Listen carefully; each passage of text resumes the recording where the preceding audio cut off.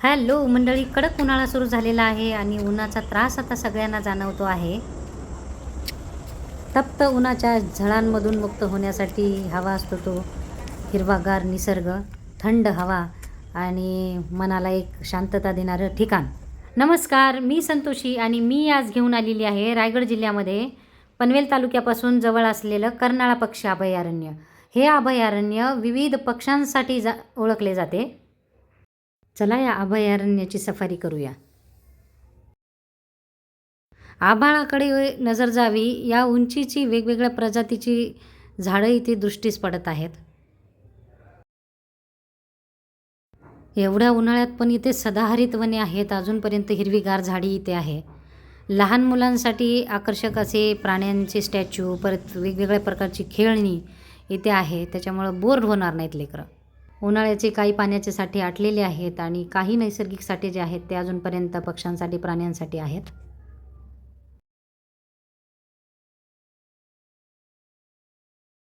जे निसर्गप्रेमी लोक आहेत त्या सर्वांसाठी हे एक नंबर 1 प्लेस आहे. हे बघा, आता दमलेले असलं कोणी तर हे बघा किती ठक व्यवस्था पण केलेली आहे. हे बघा,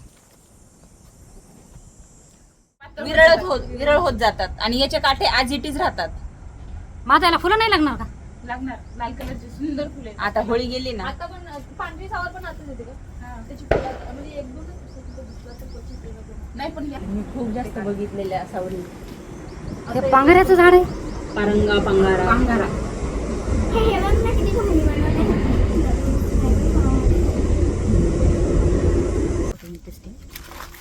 हे बघा, मस्त मोठ्या मोठं वारुळ इथे मुंग्यांनी बांधलेलं आहे. असे खूप सारे वारुळ आता इथं जंगलामध्ये बांधलेले आहेत. तुम्हाला दाखवते. चलो, हे बघा, हे बसण्यासाठी मस्त ओठा वगैरे बांधलेला आहे इथं.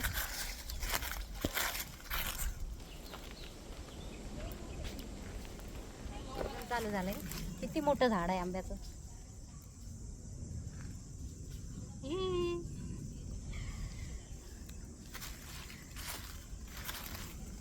मस्त असं आंब्याचं झाड आहे. खूप साऱ्या वेगवेगळ्या प्रकारच्या वेली पण आहेत.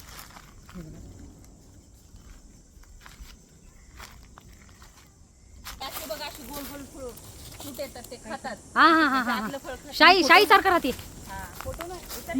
छानसा जंगल सफारीचा आनंद घेतल्यानंतर आम्हाला भूक लागलेली, म्हणून आम्ही कॅन्टीनला आलो. इथे व्हेज आणि नॉनव्हेज दोन्ही प्रकारचं फ्रेश जेवण उपलब्ध आहे. त्याच्यामुळे जेवणाचं टेन्शन नाही. थंडगार कोकम सरबत घेतलं.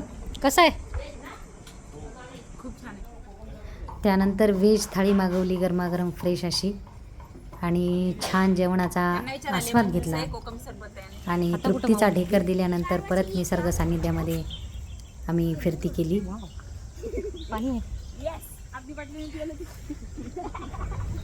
हो, तुम्हाला पाणी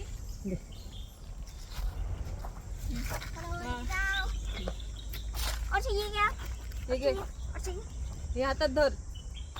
बॉटल थंड थंड वाटतं एकदम.